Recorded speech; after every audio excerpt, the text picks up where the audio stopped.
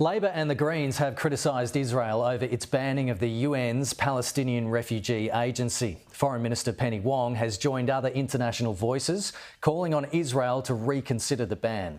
Almost all the population of Gaza relies on UNRWA for food, water and medical aid since the October 7 attack.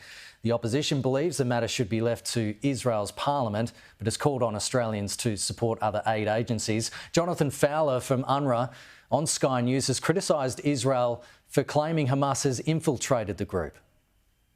Israeli officials have said the entire agency is somehow beholden to Hamas or, taken over by Hamas. But, if we've got evidence that potentially 9 people took part in the October 7th attacks, which I want to stress we have repeatedly condemned as absolutely abhorrent, those attacks, 9 people in an agency of 30,000 people, of whom 13,000 people work in Gaza. In no way, shape or form can that be described as utterly infiltrated. It's mathematical, statistical nonsense. Joining me live is Shadow Foreign Affairs Minister Simon Birmingham. Simon, do you share the Foreign Minister Penny Wong's concerns about Gaza if UNRWA is ultimately not able to operate following this law change? Kenny, thanks for the opportunity. Look, I certainly share the concerns held right around the world about the humanitarian situation in Gaza, the immense suffering that individuals there face. And my desire is absolutely to see humanitarian assistance reach those individuals. Now, Israel's laws and their legitimate concerns about Hamas terrorists being employed by UNRWA and working with UNRWA are a matter for Israel. But what is important is that Israel works to ensure that that humanitarian assistance does get into Gaza, does reach innocent civilians who need that assistance. And Australia should be ensuring that our taxpayer dollars in no way are going near anybody who could be applying them to terrorist influences or activities, but instead ensuring that our taxpayer dollars are supporting trusted humanitarian organisations to provide the type of humanitarian assistance that clearly is necessary. And ultimately what we wish to see is a ceasefire achieved. And the best ceasefire that can be achieved is where Hamas themselves release the hostages they continue to hold and lay down their arms so that a sustainable ceasefire can benefit the people of Gaza and provide security right across Gaza and Israel. Just to be clear, you think that now that UNRWA has been banned in Israel, Australia should be looking at the $20 million or so that we donate to the organisation each year and basically stop that funding? Kenny, that's been the coalition position for some time, that we should be providing that funding instead to trusted organisations that have not been mired in the type of controversy that, in fact, UNRWA long has faced.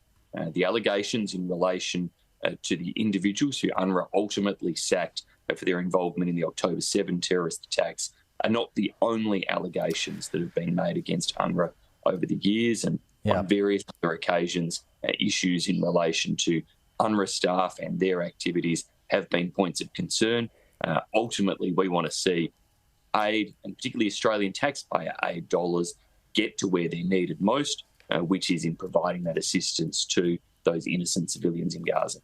You were Minister of Finance in the Morrison government. What do you make of Treasurer Jim Chalmers' response to the COVID inquiry, saying mistakes were made and it's the reason he's now having to battle inflation?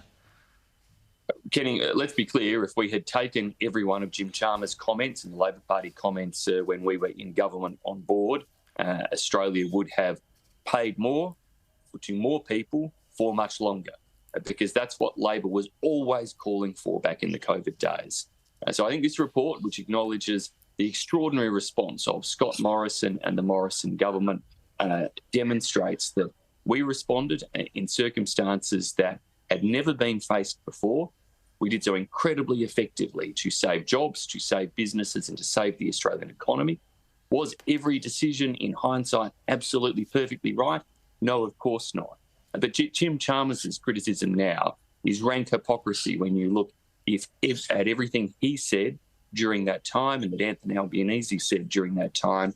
If we had taken their advice on board, then spending would have been much higher, gone to many more people, provided a lot more, lasted a lot longer, because that's everything Labor was calling for at the time, and shows just how out of step they were compared with the careful, proportionate, limited approach that we tried to put in place, particularly around JobSeeker that was so critical, JobKeeper that was so critical to saving the jobs of so many Australians. Simon, we've got 30 seconds, but government frontbencher Mark Butler says cabinet support for Anthony Albanese is completely solid amid swirling controversy over the Prime Minister's relationship with then Qantas Chief Executive Alan Joyce. The Health Minister also saying the Prime Minister is being completely transparent. What's your reaction to that? Here's a question Anthony Albanese should answer today. Did he or his office ever engage with the Transport Minister or her office on the Qatar flights decision? Did, in fact, he exercise his prime ministerial authority or his office do so on his behalf to interfere, to protect Qantas and to ensure that Australian aviation customers were given less choice and greater costs? Because that's what this all comes down to. If you're having a debate about, indeed, the influence, it is also whether that influence was used and exerted by the Prime Minister in terms of protecting potentially Qantas's interests. And he's never given a straight answer on that. That's really where he should be pressed to give a direct answer. Did he ever actually act as Prime Minister recently on behalf of Qantas? Simon, Birmingham, really appreciate your time. Thank you.